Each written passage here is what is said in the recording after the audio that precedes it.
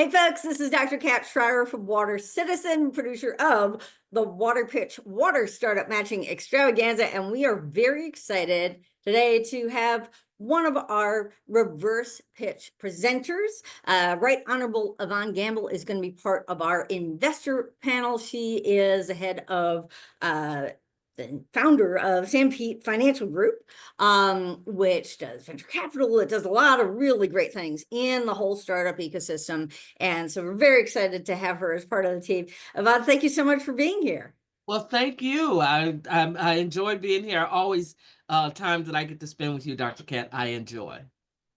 Well, you've been a tremendous supporter, and we really love the work that we do, and are excited to introduce you to the water community. And of course, you do a lot of work with water technology and disruptive technology and projects and whatnot. Tell everybody just a little bit about what Sanpete Financial Group is, how it got started, where where you really work your magic.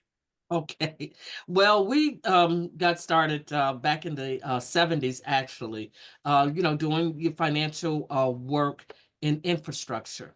Infrastructure would be working in communications, working with air, with water, with anything that affected a large population, being that a city, a state, a country, worldwide.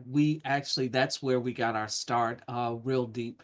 We've kind of segmented that to go further because we did see a need in the startup community. So we started putting our focus there in the 2000s, very heavily into the startup front. And so that's how we do the VC work that we do, very heavy with startups. We do accelerator incubators. We will have training sessions. With that, we partner and collaborate with organizations such as Plug and Play, and they handle all of our acceleration and activities and incubation of a person if they're doing research and development and still trying to get their idea, to come to fruition. And then we can easily bring them right over into the actual funnels for VCs or angel investors or, high-end investors, depending on where they are. That's fantastic. And one of the things that we really try to do with WaterPitch is bring together the entire community. It's not just water utilities or just oceans or just plumbing fixtures or whatever. It's the startups, it's the accelerators, it's the clients, it's the investors, it's the funders all together. And you kind of touch on a lot of those different areas as well, right?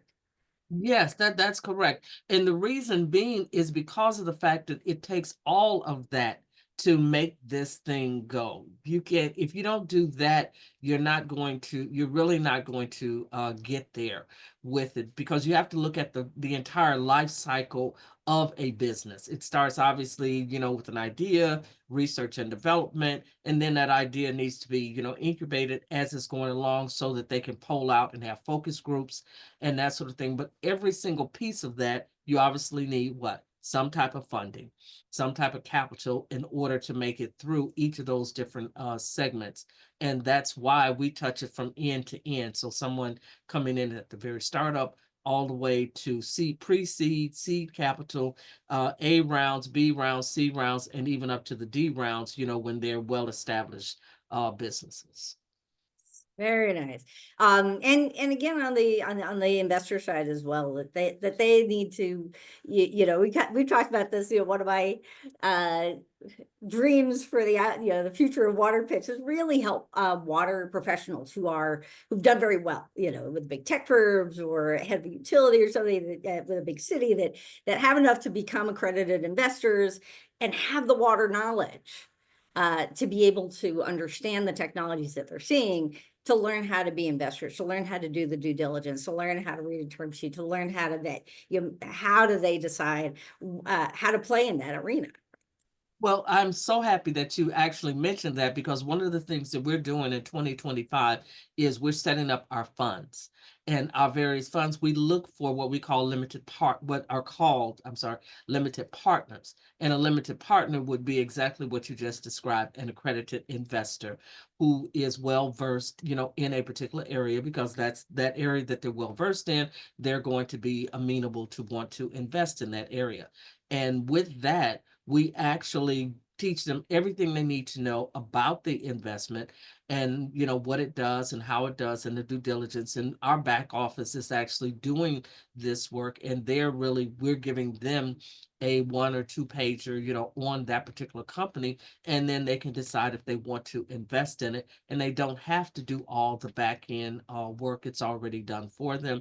They can actually call, talk to the person, whatever they feel comfortable with. Some people just simply invest in the fund because they've been investing in other funds. And then some people who are new to it may say, well, I would like an opportunity to actually speak to the person, who this is actually the capital raise is being made for. And it's like, that's not a problem. And so they're prepared to speak, directly to them also. But yes, that is one of the ways that we are helping. And we love when you have more people who actually know the technology, who are coming to make that investment, as opposed to you just doing a blind investment.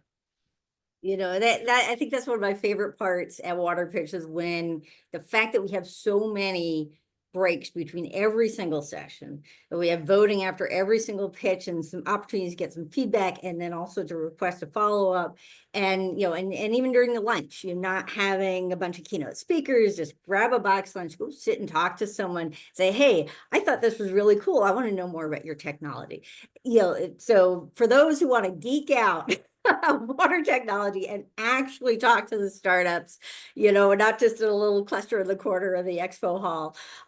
This is really a great opportunity because it is so valuable to have someone who actually understands the technologies.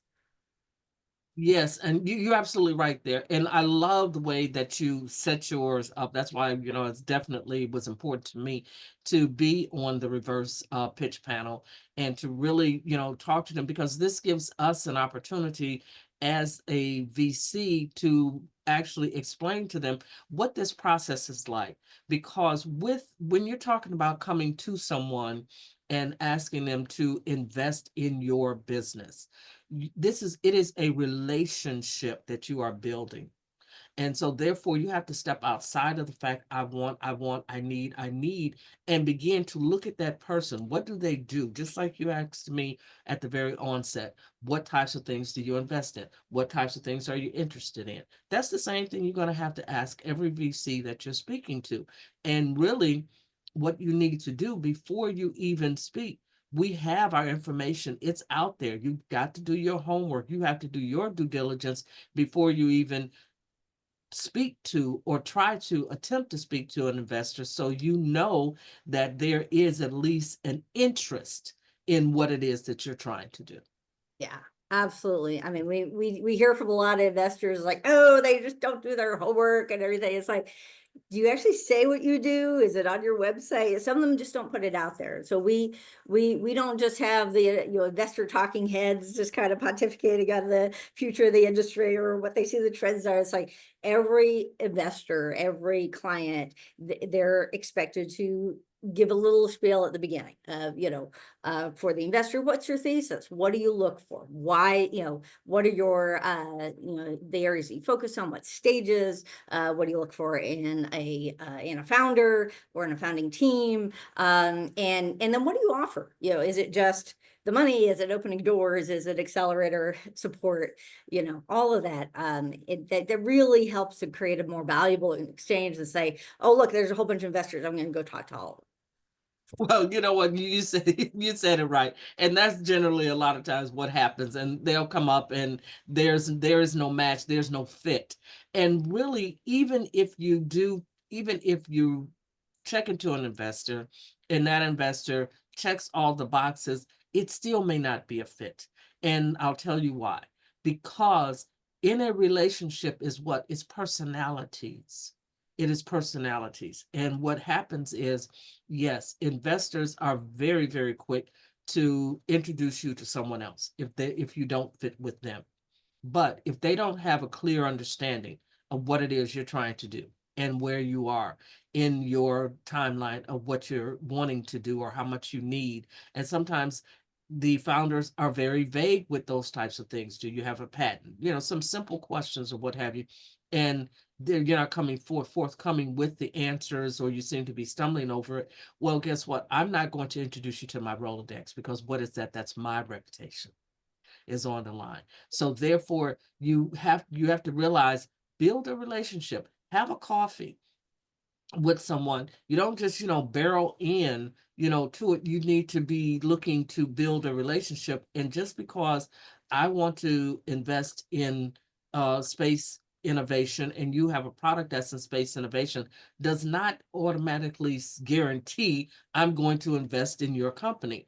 Because this is what's key here. What's the biggest key of what I'm speaking about right now is investors invest in people. We do not invest in businesses.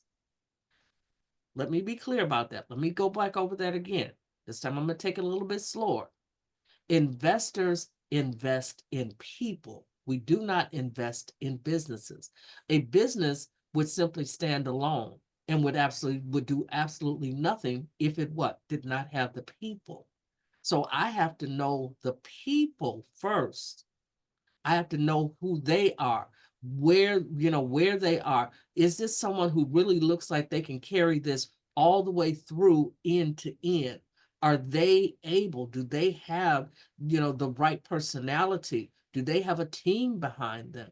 Do they have someone, some other things? Do they know how to create other streams of income that if then else?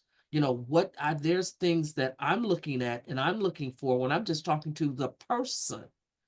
The business, yes, you probably have the best business ideas. I have seen some wonderful business ideas out there. But if it's not the right person for that job or for that business, I'm not going to invest in it. You see what I'm saying? Because the business can't run itself. Absolutely. Absolutely.